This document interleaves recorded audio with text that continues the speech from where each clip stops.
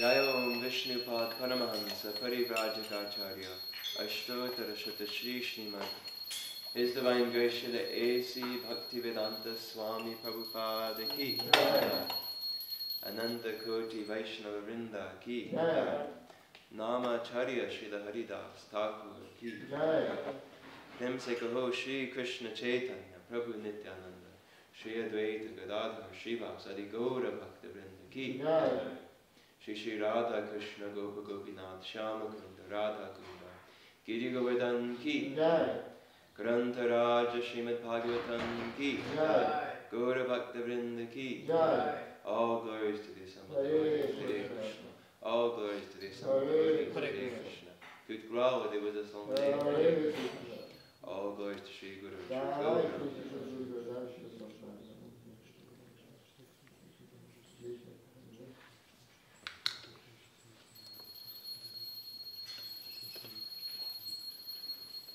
Somebody mind grabbing me a copy of Bhagavad Gita real quick?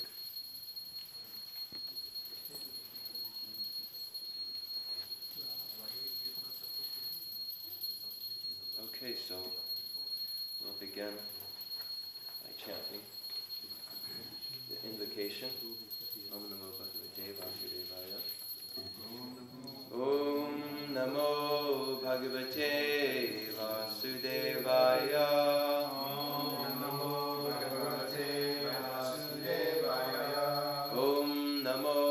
Bhagavate Vasudevaya. Om Namo Bhagavate Vasudevaya. Om Namo Bhagavate Vasudevaya.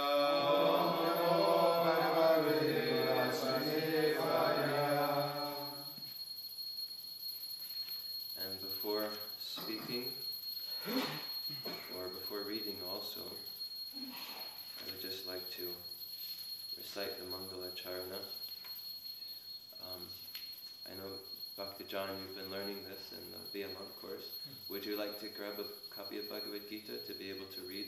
Or do you feel like you've got it memorized? It's in the introduction. Okay. So, I'll go ahead and... Yeah. Dr. Jason can help you find the introduction. But I'll go ahead and get started, and everybody can join in if you'd like. Om Ajnana Timirantasya Jnananjana Shalakaya Chakshurun Militam Yena Tasmai Shri Gurave Namaha Shri Chaitanya Manobhishtam Sthapitam Yena Bhutale Swayam Rupa Kadamayam Dadati Swapadantikam Vandeham Shri Guru Shri Yuta Padakamalam Shri Guru Vaishnavanscha Shri Rupam Sagajatam Sahagana Raghunatanvitam Tam Sajivam Sadvaitam Savadutam Parijana Sahitam Krishna Chaitanya Devam Shri Radha Krishna Padam Sahagana Lavita Shri Vishakhanvitanscha He Krishna Karuna Sindho Dinabandho Jagatpate Gopesha Gopika Kanta Radha Kanta Namostute Tapta Kanchana Gaurangi Radhe Vrindavaneshwari Vrishabhanu Sute Devi Pranamami Haripriye Vancha Kalpatarupascha Kripa Sindhubhya Evacha Patitanam Pavanebhyo Vaishnavebhyo Namo Namaha Shri Krishna Chaitanya Prabhu Nityananda Shri Advaita Gadadhara Shri Vasadi Gaura Bhakta Vrinda Hare Krishna Krishna Krishna Hare Hare Hare Rama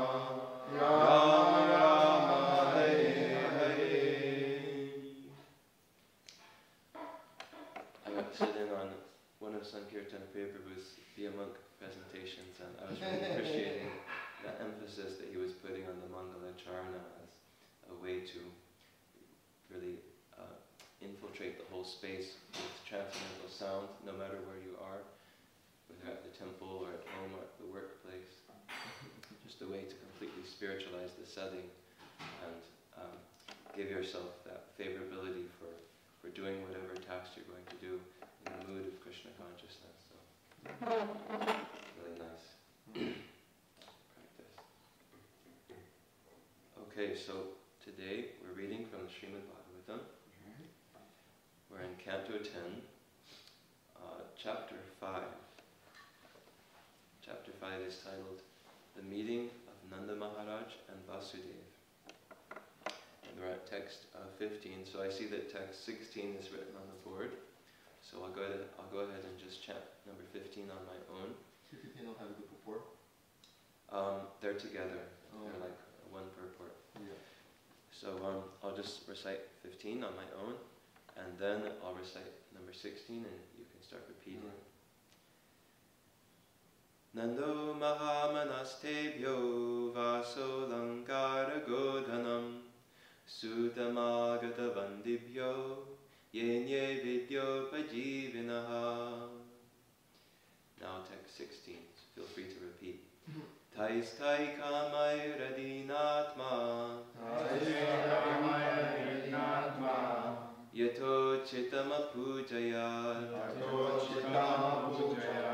Vishnu raradvanarthayo Swaputrasya dayaya cha Tais tai kamai radinatma Yato chitama pujaya Vishnu raradvanartaya Swaputrasya dayaya cha Tais tai kamai radinatma Yato chitamupajayat Vishnu raradvanartaya Swaputrasya dayaya cha. Somebody like to chant? Tais tai kamai adinatma Yato chitama pujaya Vishnu raradhanayatya Swaputrasya dayaya cha.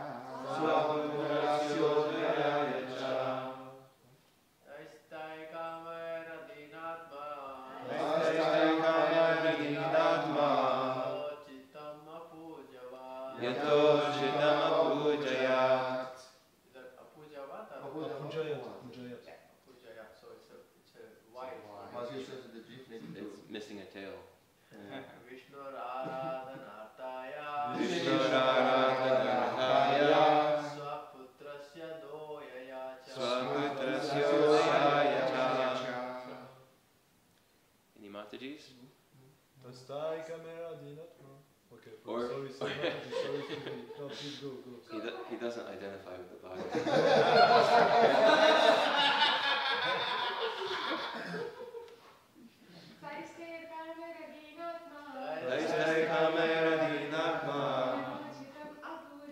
Yato chitama pujaya Vishnu raradhanartaya Swaputrasya dayaya cha. Christopher Prabhu, would you like to recite? If you want to. I would. Tastai kamera dinatma. Yato chitama pujaya.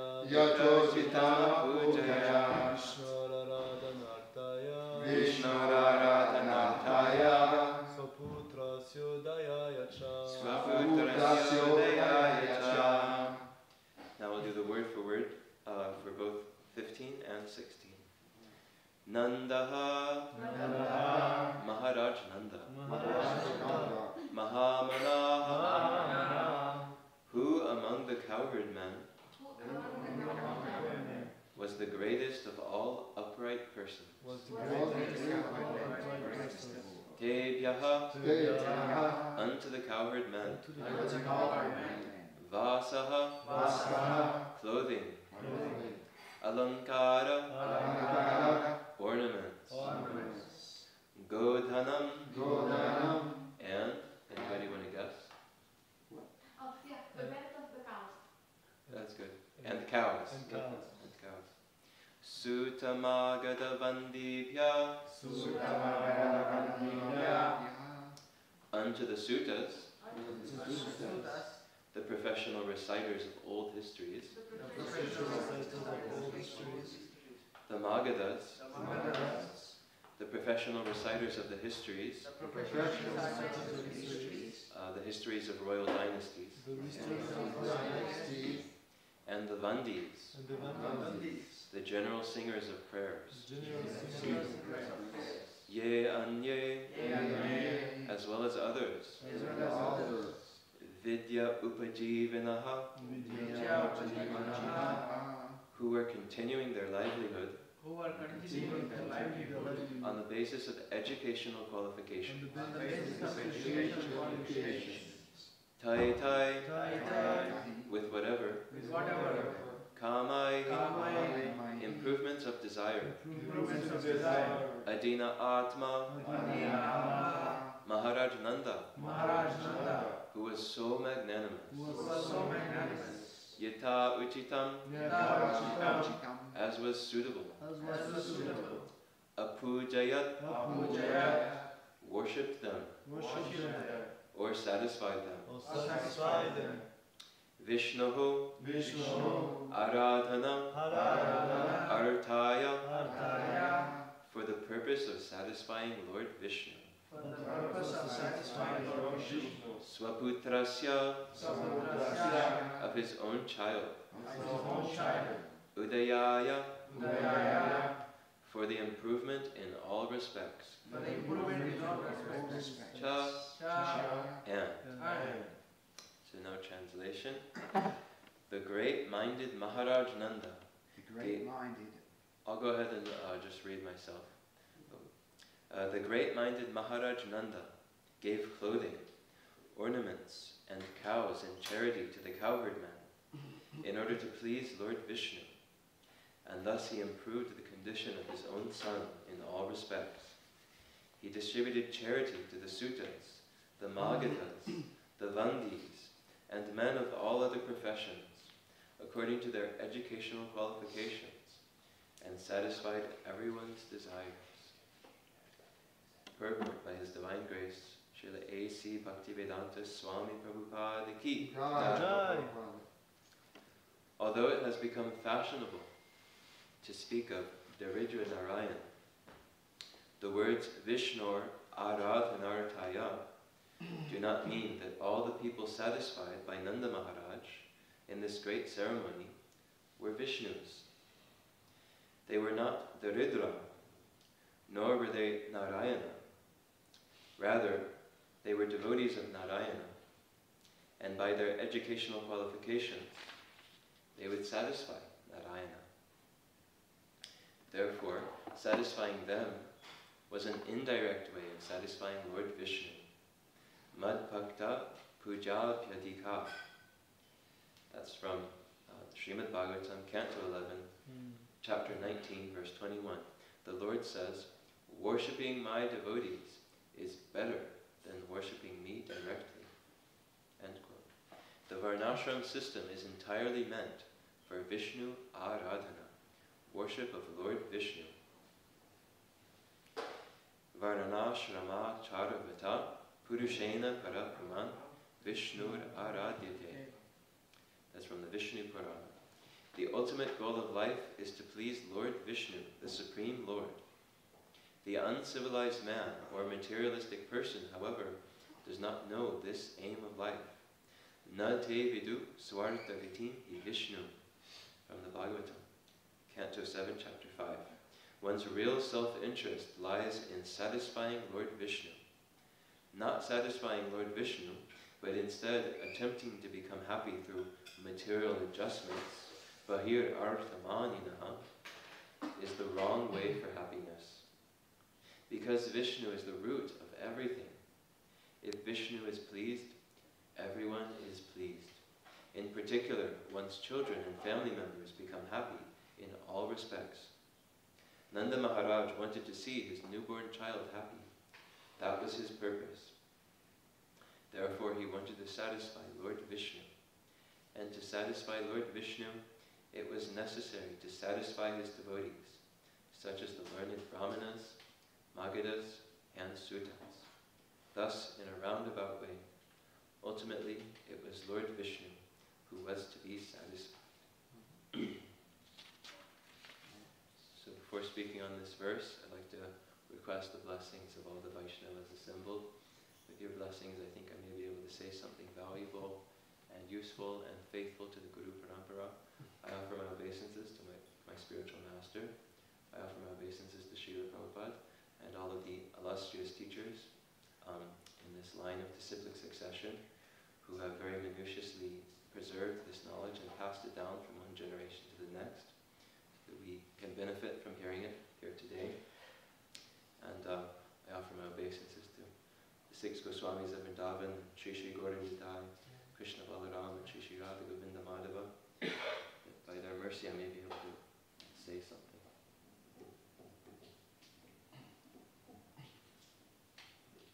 Okay, so I'll just say the translation one more time. The great-minded Maharaj Nanda gave clothing, ornaments, and cows in charity to the cowherd man in order to please Lord Vishnu, and thus he improved the condition of his own son in all respects. He distributed charity to the Sutas, the Magadas, the Bandis, and men of all other professions according to their educational qualifications, and satisfied everyone's desires. So here we're hearing in this verse about a very special ceremony that took place just the day after Lord Krishna appeared in this world. Although Krishna is unborn, he agrees to take birth in this world, even apparently to human parents. This is all part of his pastimes. So he appeared, and then the very next day, Nanda Maharaj wanted to properly honor and celebrate this occasion, this auspicious occasion of Krishna's birth. And so he threw a great ceremony by which he gave, we've heard already many things. He gave many cows in charity. And in this verse we're hearing how in general he's giving in charity to everyone. So he's giving in charity to the Brahmanas certainly, but he's giving actually to all professions, persons of all professions, according to their particular needs and levels in society. And so he's giving a great example to us. And in particular, what Prabhupada is emphasizing in this purport is how he's pleasing Lord Vishnu or Lord Krishna in what Prabhupada is saying is actually the best way to please Krishna is actually to try and please Krishna's devotees. Prabhupada finishes the purport by saying that basically Nanda Maharaj pleased Krishna in a roundabout way by serving all of those devotees of Krishna who are serving Krishna. And Prabhupada first of all makes this distinction, an important distinction at the beginning of the purport, because here, although we see that Nanda Maharaj is giving to the cowherd man and so many different persons, it's considered Vishnu worship. It says that he's doing Vishnu worship. And so, Prabhupada first of all wants to make it clear that that doesn't mean that all of these people that he's serving, he's seeing them as Vishnu. Prabhupada speaks about this philosophy of Daridra Narayana. And Daridra means poor or impoverished, and Narayana is of course a name for Lord Vishnu. So there are some who say that we should worship Lord Vishnu in his form as the poor people in the street who are impoverished. But basically the base of that idea is that there's an impersonalist, also known as Mayavadi philosophy, where it is thought that everybody is God. We've just had a bit of a moment of forgetfulness, like whoops, forgot that I'm God. And and the goal of life is to help everybody to remember that you're God, you're Vishnu. And so these impersonalists, they address each other as Vishnu. Oh, Narayan. Please accept my obeisance as Narayan. Narayan. Narayan. And then an extra layer on top of that is the argument that, well, better than worshipping Narayan in the temples is to worship the poor.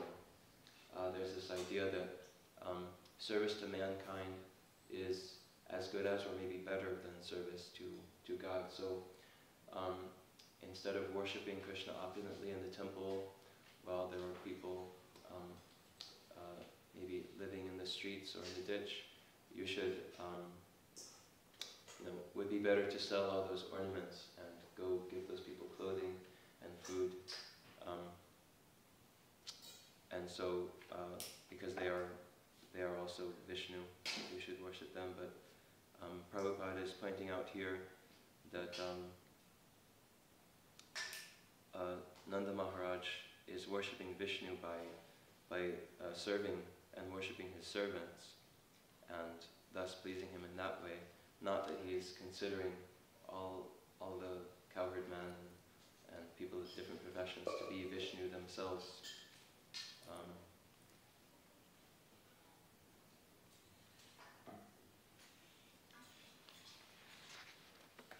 So yeah, there's a quote here, Madbhakta Puja Yadika. The Lord says in Srimad Bhagavatam, Krishna himself says, worshipping my devotees is better than worshipping me directly. And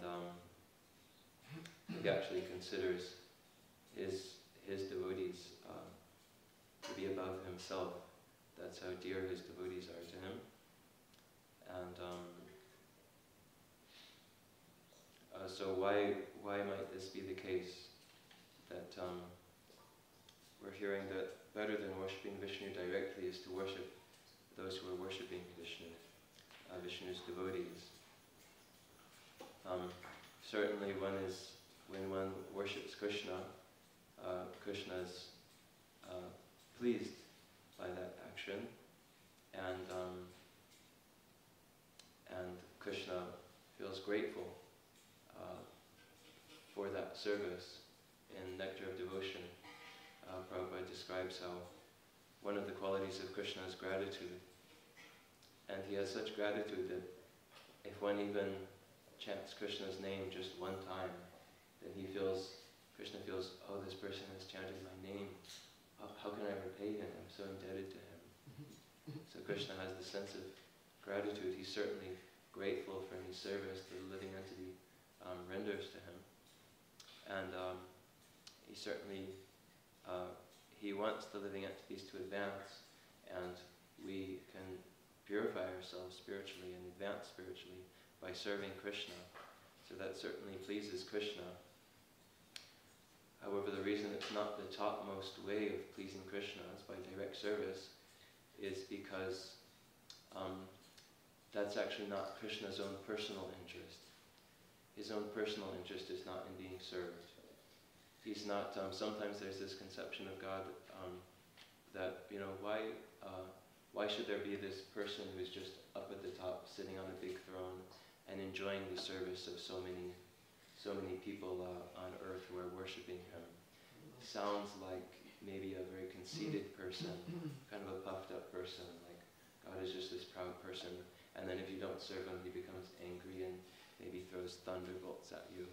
Sometimes there's this kind of idea of God, but actually what is being revealed in this purport is that, or at least maybe not directly stated in this purport, but it's being indicated, is that Krishna's he doesn't have this kind of mood that he's just sitting up there wanting to be served, and he'll be angry if somebody doesn't serve him correctly, but rather, just as we were chanting Jai Radha Madhava, one of the names of Krishna, or one of the lines describing Krishna there is Braja Jana Ranjana, which means one who gives pleasure to the inhabitants of Vrindavan, his devotees in Vrindavan.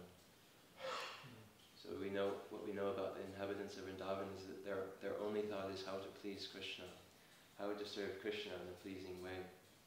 But Krishna's only thought in Vrindavan is how to please his devotees, who are pleasing him so nicely, serving him so nicely.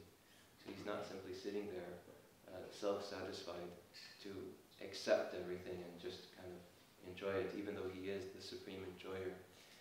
His heart is, how can I serve my devotees? Devotees are always thinking, how can I please Krishna? But Krishna is always thinking, how can I please my devotees? That's actually Krishna's heart. That's his own personal interest. And so, although certainly Krishna is pleased when we serve him, he's grateful when we serve him, but if we serve his devotees, then we're of the same mind as Krishna.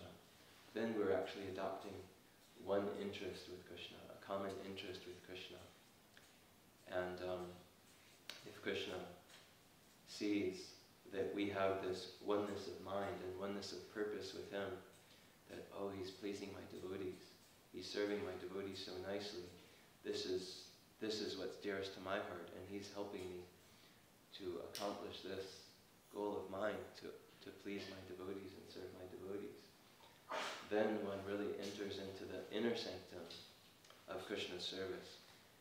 Indeed, Krishna says himself that one who serves me directly, that is not actually my devotee, believe it or not. He says, on the other hand, somebody who serves my devotee, that person is actually my devotee. So, by serving Krishna's devotees and taking up this mission of wanting to please Krishna's devotees and serve their missions, then we really enter into the inner sanctum of Krishna's heart, of devotional service. And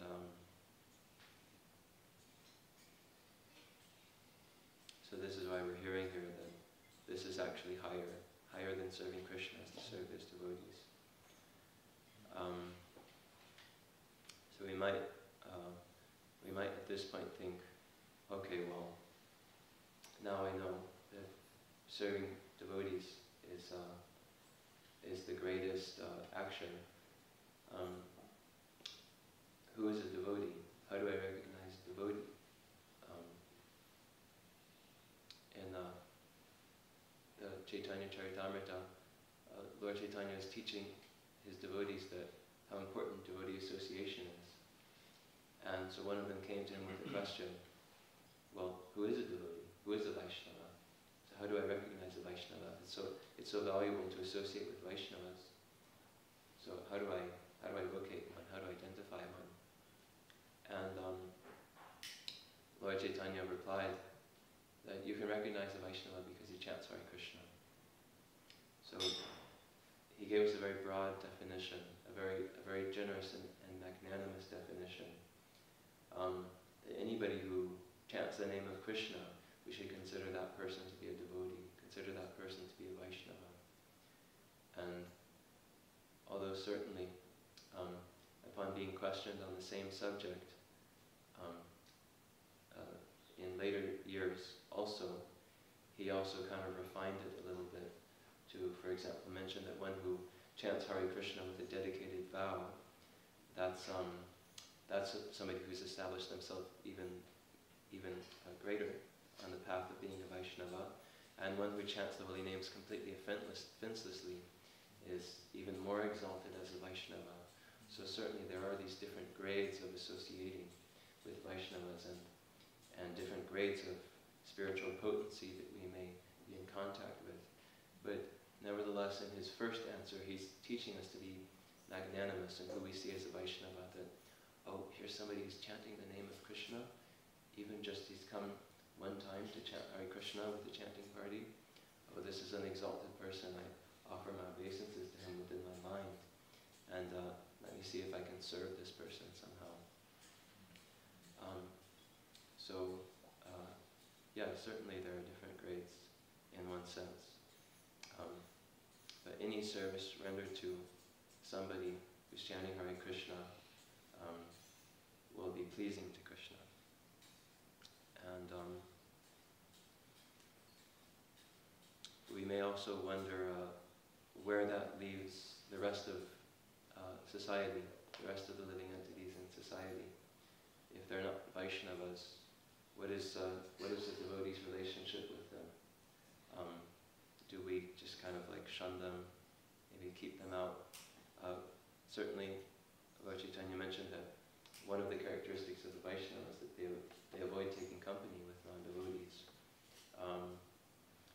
So where does that leave us in relation to so many living entities in the universe who don't chant Hare Krishna or who aren't practicing devotional service? In the 10th canto, when Lord Krishna comes into Mathura,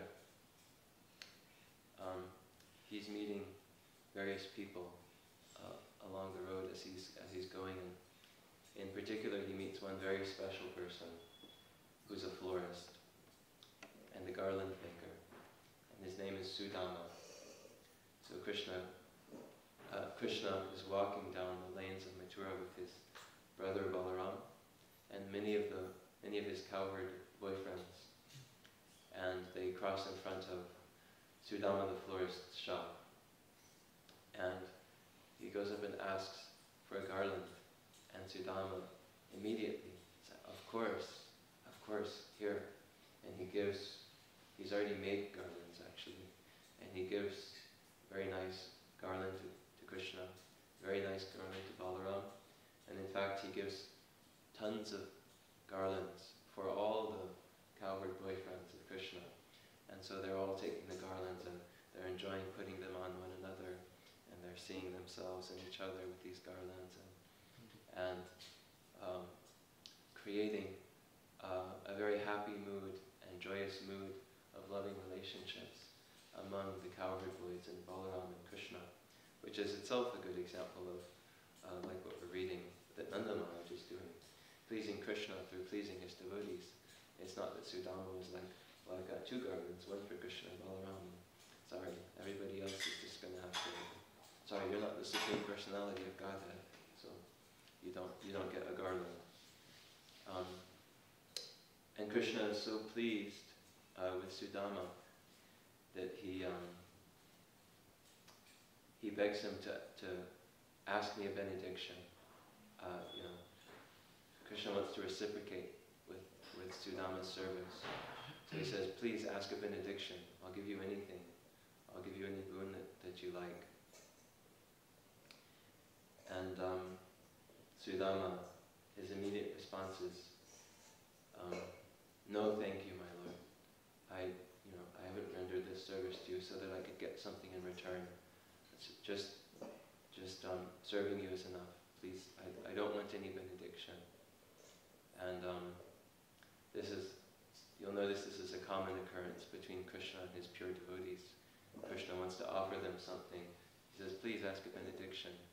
But they don't want to enter into a mercantile relationship with the Lord, as Prahlad Maharaj says. So they're reluctant to accept any benediction. One of the acharyas describes that this is actually, in one sense, our good fortune, because great souls, they don't want to accept service from Krishna, but often in their role as a guru, as a teacher, they don't necessarily have time to do all their own cleaning and laundry, or there's so many ways that you can serve great souls to facilitate their mission. And so while they don't want to accept service from Krishna, they are often willing to accept service from junior devotees who are junior to them, in order to sort of increase the service that they're able to offer to their spiritual master. And so when Krishna sees that maybe a more junior bhakta is rendering service to one of his pure devotees, he thinks, wow, this bhakta is greater than me, because he's able, I wanted to serve this devotee, but he didn't accept any service from me. But this devotee, he's been able to accomplish what I wasn't able to. And so Krishna becomes so grateful. He becomes so grateful for that service. So in one sense, that's our way in, ultimately, in devotional service, is that just as you can approach a great celebrity or a great political figure who normally wouldn't be able to give anybody the time of day, he's so busy. But if you just approach his dog in the park while he's going for a walk, and you just scratch him behind the ears and say, "Oh, so adorable, the cutest little guy I've ever seen in the world," and can I give him a little biscuit? Give him a little bit of, we'll say, a prasadam biscuit, and then automatically that great political figure who normally would never have the time for anybody, he considers that, oh, this person is very dear to me, and you can even enter into a casual conversation with that person. You might start that, So Prabhupada describes that this is our way in, is to become the dog of a Vaishnava, is to become the servant or dog of a Vaishnava. And then,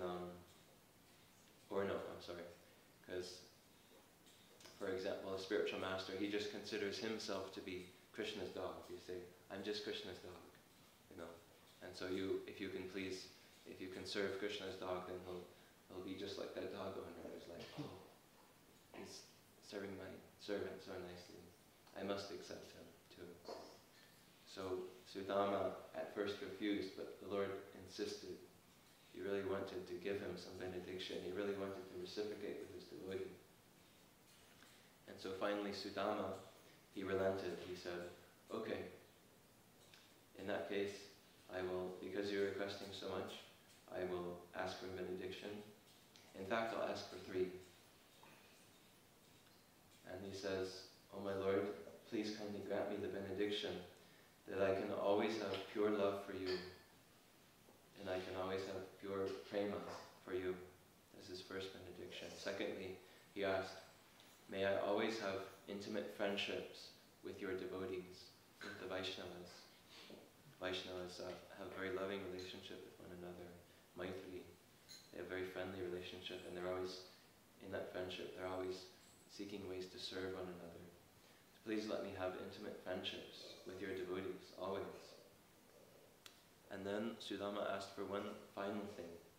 He said, may I always have compassion for all of the living entities, all of your parts and parcels.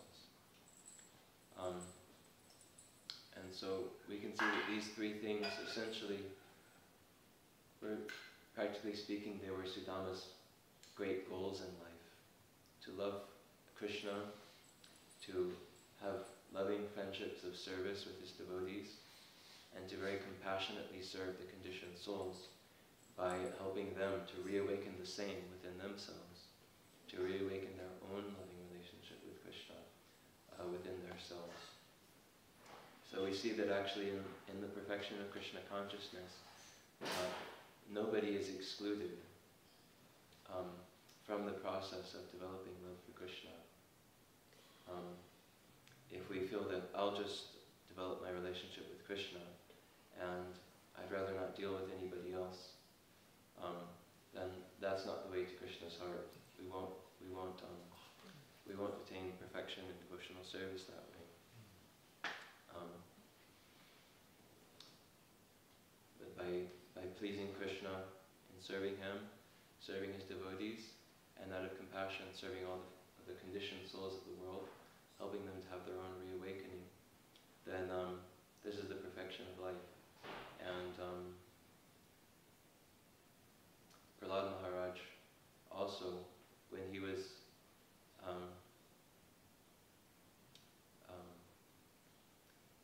of course offered all liberation by the Lord, but he said that how can I simply accept liberation from this world and just go and experience the perfection of the spiritual world.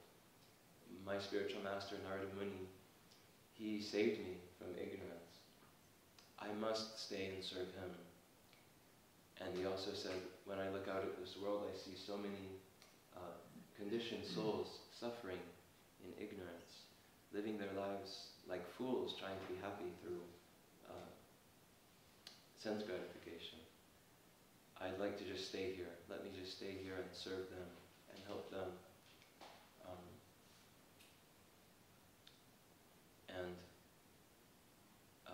Lord Shiva, he also confirms that this method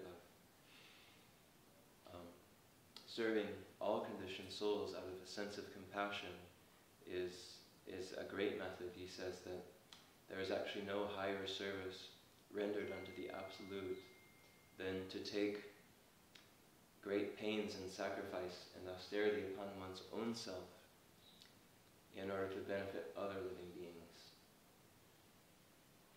So, in devotional service, the primary fixture of our focus is Krishna, the lotus feet of Krishna. But Krishna is not alone. He is always with his devotees. And indeed, his heart is always concerned also for all of his children, whether in the spiritual or material worlds. And so, by developing pure love for Krishna, loving relationships of service with his devotees, and lovingly serving all living entities with compassion, then by this method, everybody is included in Krishna consciousness, and we can attain the perfection of life. I'll go ahead and stop there. Does anybody have any comments or corrections or questions? Yes, Jason Prabhu. Hare Krishna Prabhu. Hare Krishna. Thank you for the wonderful class. I'm just thinking this, you're reminding me a little of Nectar of Instruction verse 5, and when you're speaking about the different grades of association. Can you expand on that a little more? So in verse 5 of Nectar of Instruction, please correct me if I'm mistaken, there's 3 levels of devotees described. Let's see. Oh yes. So to the sort of lower grade of devotee, oh yes, actually I can't remember, could anybody explain verse 5? If you want. Translation. Okay, thank you. Okay, so here's verse 5 of Nectar of Instruction, which states, one should mentally honor the devotee who chants the holy name of Lord Krishna. One should offer humble obeisances to the devotee who has undergone spiritual initiation, diksha, and is engaged in worshipping the deity. And one should associate with and faithfully serve that pure devotee who is advanced in undeviated devotional service and whose heart is completely devoid of the propensity to criticize others. Yes, so devotees are at different stages on their path in devotional service. Prabhupada sometimes gives the example of a mango, that a pure devotee, just like this last one who is described, completely undeviated in devotional service, their heart is completely devoid of the propensity to criticize others, just body, mind, and heart and words are all completely dovetailed in Krishna's service. Prabhupada compares such a person to a ripe, orange, juicy mango. And somebody who's still a debutante or a neophyte on this path is compared to a green mango who's, hard and the flesh is still green, and, you wouldn't want to just cut open, that mango and serve it to guests, or, it wouldn't make a nice snack. But what is the difference between a green mango, an unripe mango, and a ripe mango? It's just a little time, just a little bit more time maturation has to go along further. So in this way, Prabhupada taught us to still offer great respect to those even who are green mangoes still.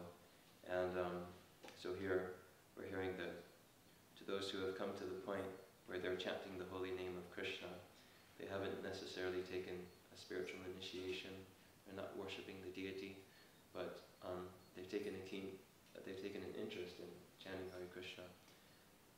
Immediately we should offer them respect within our mind. So in my mind, I shouldn't fail to offer that person obeisances. And somebody who's further advanced in devotional service, we've taken initiation, which means they've made a great commitment in their life. Now I'm vowing to dedicate my life to spiritual practices, and I'm vowing to expunge these unwanted things from my life, such as drinking, intoxication, illicit sex, etc. And such persons, it says here, we should offer obeisances to them. Let's see. We should offer humble obeisances, so physical obeisances with our body. And then to that devotee who's a pure devotee, advanced in undeviated devotional service, their heart is completely devoid of the propensity to criticize others. That's the kind of person that you should just basically give your whole life to, if we could put it in short. Faithfully serve and associate with that devotee. And so there's different you could say depths of association, and we're being especially encouraged to associate with those topmost devotees because we can get the greatest benefit. They're really like just a vessel, just full of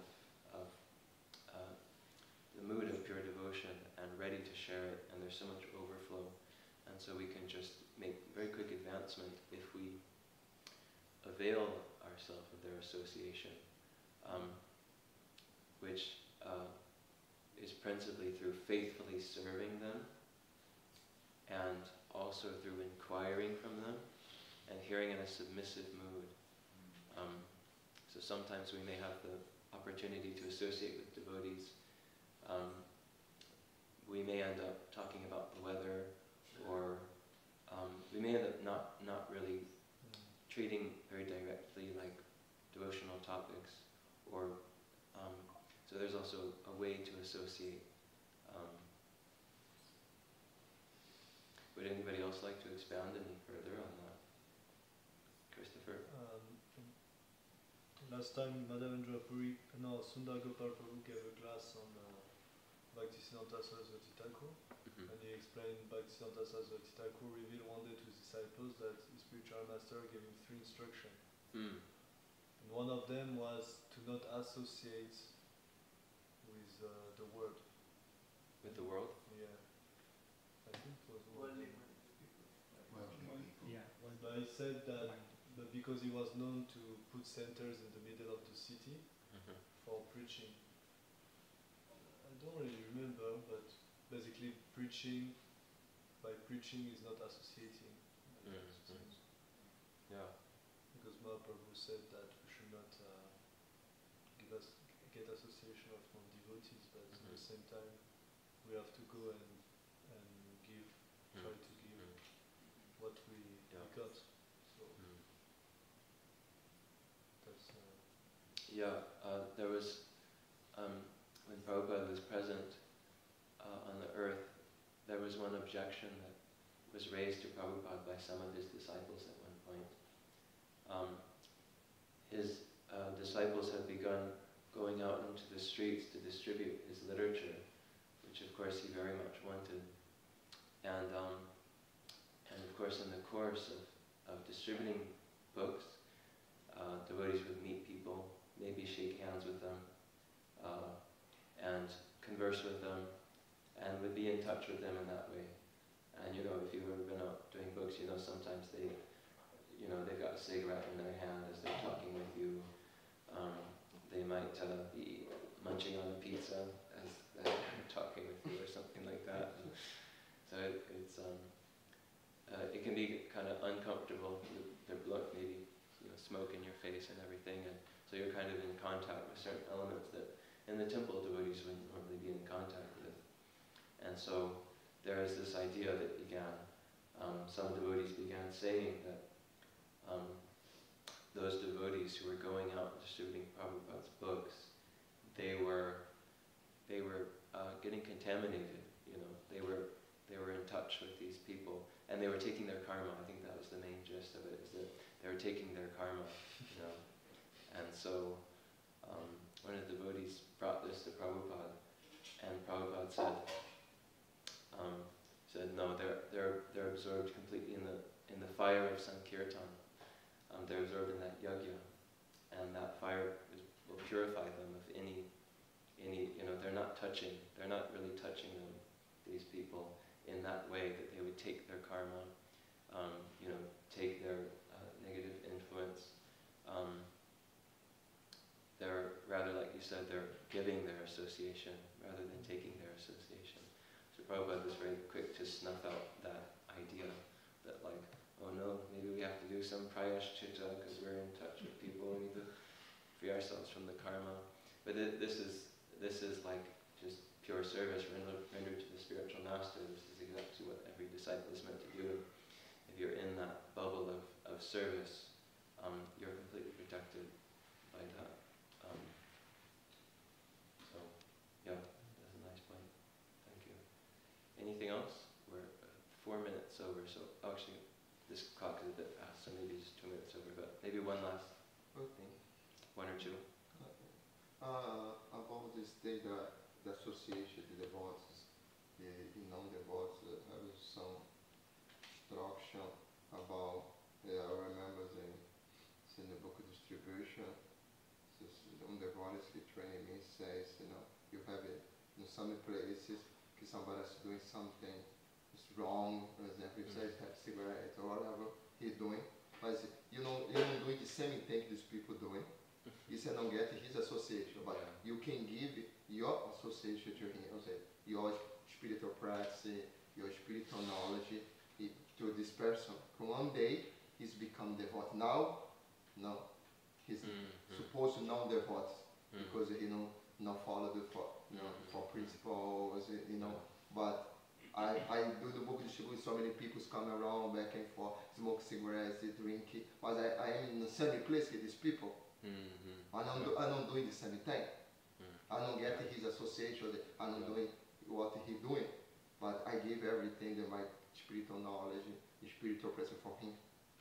Because in my mind think, okay, one day, now supposed to be non-devout, no, but then one day he can, like I give him the best for the spiritual presence, and one day he can become devout.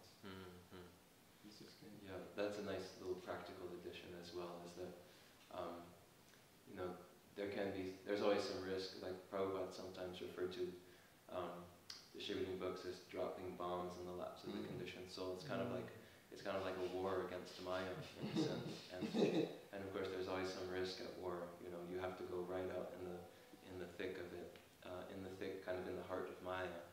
Sometimes you have to go out into the heart of Maya to be able to reach people, and so there is some practical consideration that's needed there. Like if, for example, somebody was previously very much addicted to drinking or something, and they still, you know, can feel that there's some urge there.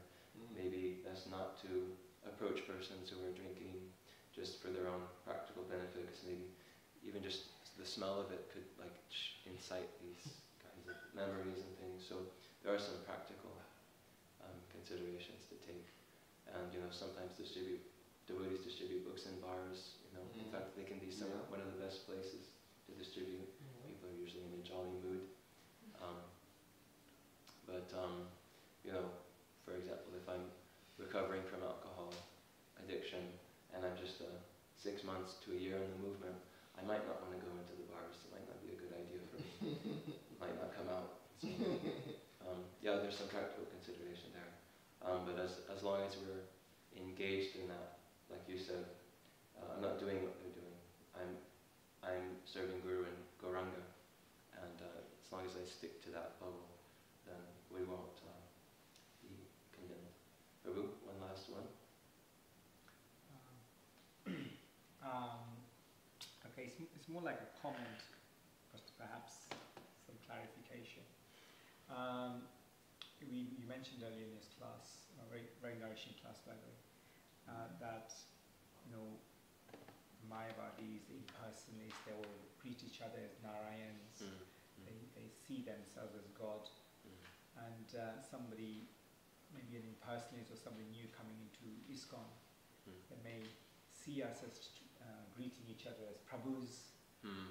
Prabhu means Lord, Master, and they may conclude, oh, that means they're all gods, they're all lords.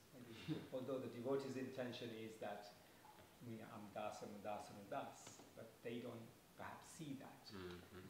So there can be a sort of misconception and feed the impersonalists. Oh yeah, that's what they also do. ISKCON must be an impersonalist organization or a Mayavadi organization. It can be mistaken like that, but we know that that's not the case. Okay, thank you very much. Grantaraj Srimad Bhagavatam ki Jai. Srila Prabhupada ki Jai. HG Shantatma Prabhu ki Jai. Gaura Bhakta Vrinda ki Jai. Namo Vishnu Padaya.